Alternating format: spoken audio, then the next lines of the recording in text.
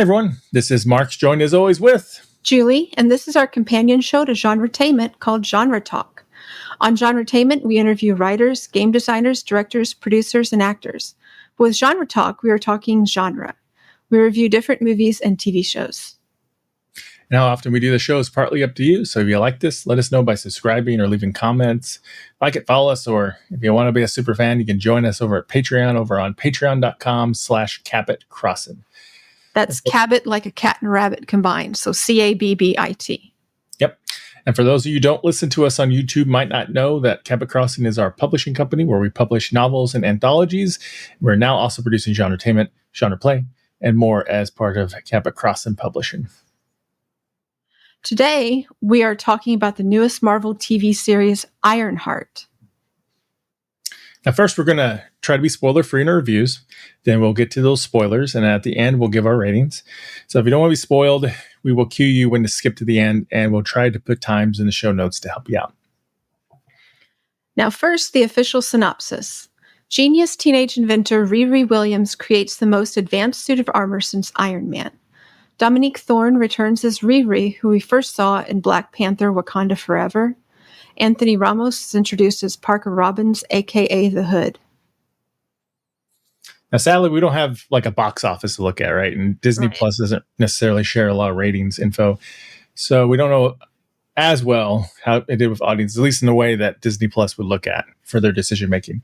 But what kind of reception did it get online? So over on Rotten Tomatoes, as of July 14th, we see an overall 76% of critics and 49% of audiences. That's a little low. Yeah. Now, I will add that many feel it was review bombed. It actually had a 30% right after release. I mean, like 20 minutes after release. And this number might be a correction, or it still might be dragging it down by reactions that have something else to do with not the actual quality of the show or who watched it. Maybe some prejudgment going on there. Yeah, I don't understand judging something before you've seen it. Yeah, I don't know. So these numbers vary over time. For example, Agatha Alon's numbers increased over time. That was a good show. But right now, unfortunately, it seems to be about overall the second lowest scored Marvel Disney Plus show. So Ouch. Can you guess which one's lowest? Secret Invasion. You are correct. So, and I don't disagree with that. Secret Invasion is the one MCU show where I was like, what were they thinking? So bless their hearts. It needed some work. Yeah, that something went terribly wrong there. But enough about what other people thinking. Did we think it was any good? Julie, what'd you think? Well, it didn't blow me away. Mm-hmm. But I thought overall the writing and the acting were good. I thought the suit was good with the special effects. They did a good job showing her obsession with this suit and what it's costing her.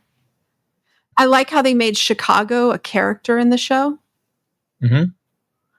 Yeah, it definitely is a character in the show.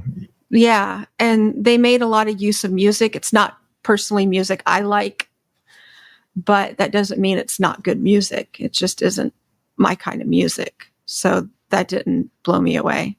Mm-hmm. I don't have a lot else to say that's spoiler free. Yeah, it's hard. So I honestly don't know the character Ironheart very well from the comics. I've only read a little bit. I don't know it at all. So I went into it completely blind. Yeah, she's a newer character. I can't remember when she came out. I think she spun out of Iron Man.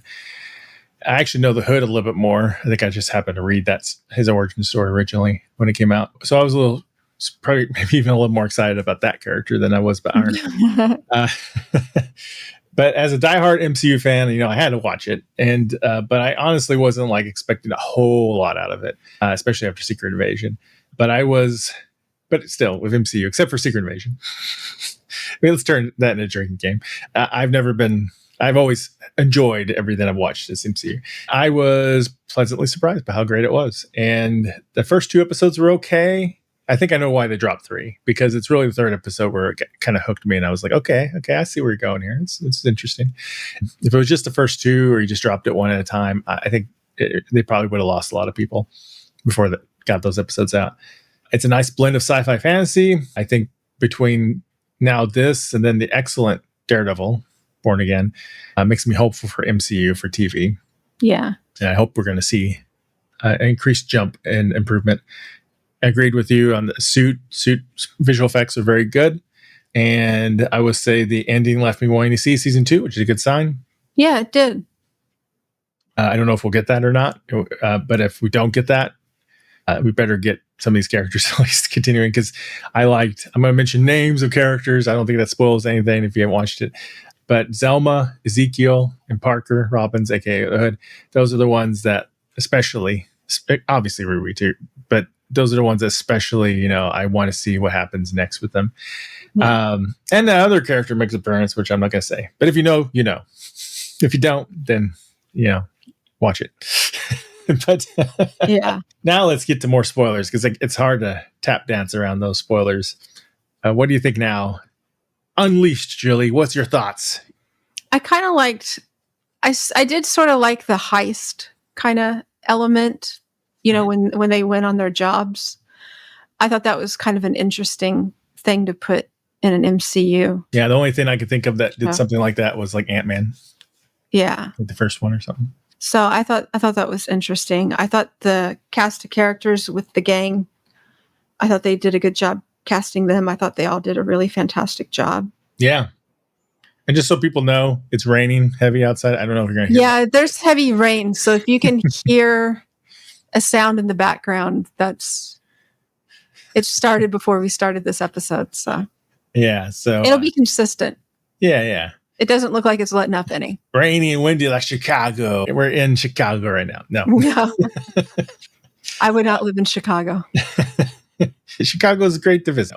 I personally don't like living in big cities. So I've done that. I know. You get rampaging, supervillains and stuff. It's dangerous. For starters.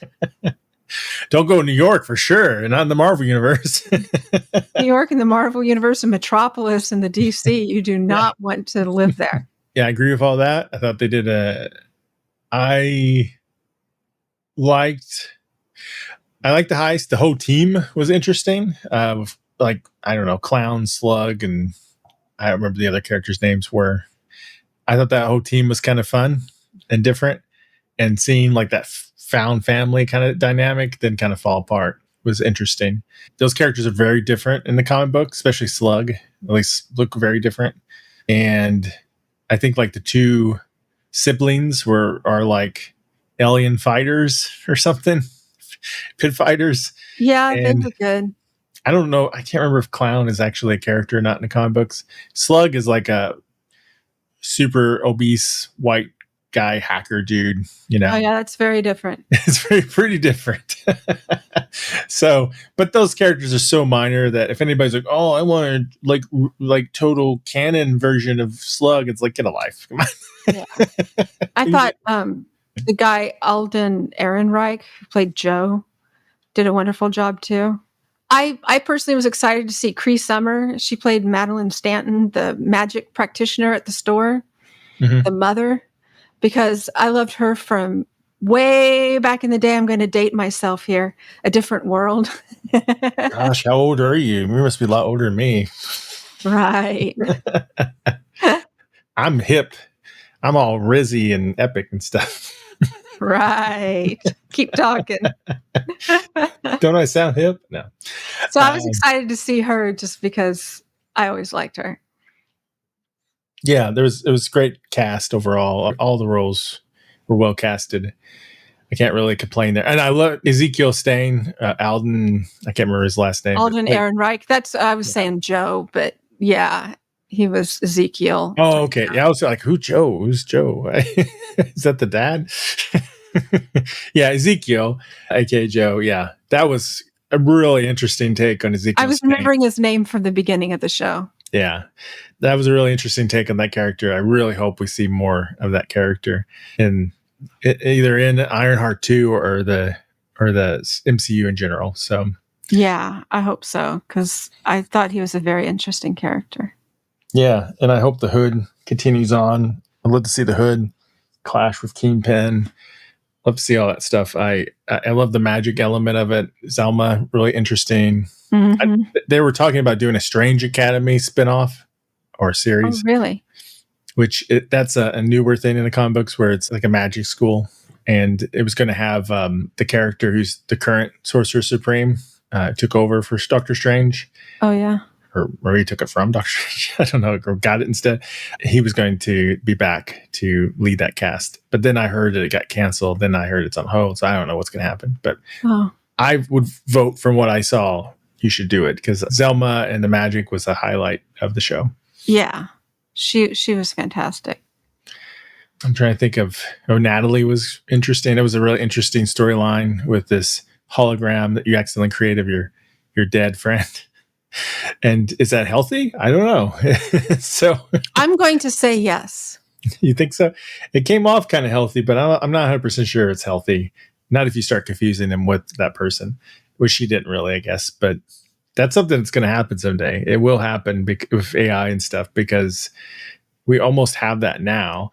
And with AIs, for chatbots and stuff that can pretend to be a person who's deceased based on all their social media and everything. I guess I should say it's not healthy if that's her only relationship.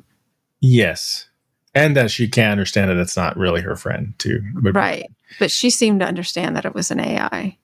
Yeah. And once the AI has been alive long enough, it starts to become its own being, too, eventually. So, yeah. But that could be an interesting storyline to explore down the road if they wanted to, because that's something that could happen. We've seen it. We've seen it on TV. And you just got to make it a hologram. Yeah. I was pleasantly surprised. I thought it was way better than I was expecting. And I think there's a lot of interesting characters that I would like to see more of. So I was at the end screaming at the TV going, don't make a deal with Mephisto. Don't make deals with devils. Yeah, that's what I was saying. I kept thinking, like, I'm forgetting something. Mephisto. So what did you think of Mephisto, the actor who played Mephisto, who we know? I think he did a fantastic job. Mm-hmm. I think so, too. He played a little bit of casual, a little bit of humor in the mix, but also extremely dangerous vibe. Like, yeah, he seems scary to me. Yeah. I hope, surely we'll see more Mephisto. Mephisto got name dropped in Agatha Alon. People thought Mephisto was part of WandaVision for the longest time. And ever since then, people have been seeing Mephisto and everything. So I know people have been waiting to see Mephisto, and I think it was a good introduction. Maybe a little bit of a subtle introduction in a way, a smaller introduction that you would expect, but it fits for his character. I hope they bring him back for more shows. I hope so too. I think, I've been saying this for a while now. I really think their TV shows, they really, really, really should focus on just making street level heroes and the supernatural stuff. That vibe from Werewolf by Night and Agatha Alon, lean into that and run with that, those worlds in the TV shows, because I think it works for the TV, and I think you can do some amazing stuff with, longer form storytelling and that. Yeah. So I hope they do that. I saw, I think it was yesterday or maybe it was today, I saw a rumor that they're looking at Werewolf by Night series or at least continuing that, or Man Thing or something. And I think it would be a mistake not to do it. I think it would be amazing. So, and they can kind of carve out their own little corner so they don't feel like they have to tie everything directly into the movies, which is right. It's asking a lot for people. Like, not everybody. I know people who watch movies and that's it. They don't really watch barely any TV. They just go to the movie theater or watch a movie occasionally. And I know people who just watch TV and don't watch movies. So some people cross both, but not everybody. That's true. We do both. We do both, but I know not everybody does. And also, if you just get started in MCU, you got a lot of homework. Yeah. But which is amazing. I don't think I ever would have thought a franchise of movies would ever have gotten so big and run so long and so successfully. So I hope the MCU continues on, and I hope Disney Plus TV show, because I really think superheroes, honestly, they're such a drag on your budget because of the effects. So it's hard for television to do them, but they would really, storytelling wise, they would blossom greatly in TV format, because that's what you get. That's how comic books were built, was in this serial storytelling format.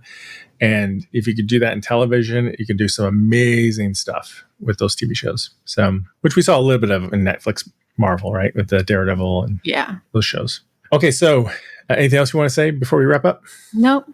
I think that was it. All right. So what are we going to rate it? Or how many Natalie's. Yeah, how many Natalies or AIs or whatever out of how many iron suits? Because it seems like her and Tony Stark go through a lot of iron suits. How many out of a possible max of 10 do we give it?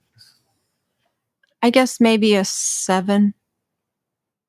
Yeah, I think I'm going to give it a 7.25 because of Mephisto. But I think that's fair. It wasn't like the most amazing of their shows, but it was very entertaining and I think concede a lot of great storylines. Yeah.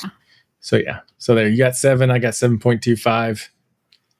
That's what we thought of Ironheart. What did you think of Ironheart? Let us know in the comments, and let us know if you loved it or you hated it, or what you liked about it, or what maybe you didn't like about it. Yes. So I think that's it for today. Well, thanks so much to everyone for listening. Also, if you have some other movies, TV shows, or other things that you'd like for us to talk about, please let us also know that in the comments. And don't forget, if you found us with this episode, you can also hear us interview creators on GenreTalk, or listen or watch us play different tabletop role-playing games. That's like Dungeon Dragons and all that good stuff. And also discuss them too over on GenrePlay. You can find all those at cabotcrossing.com or our YouTube channel at Cabot Crossing. Links in the show notes. And I think that's a wrap. So until next time.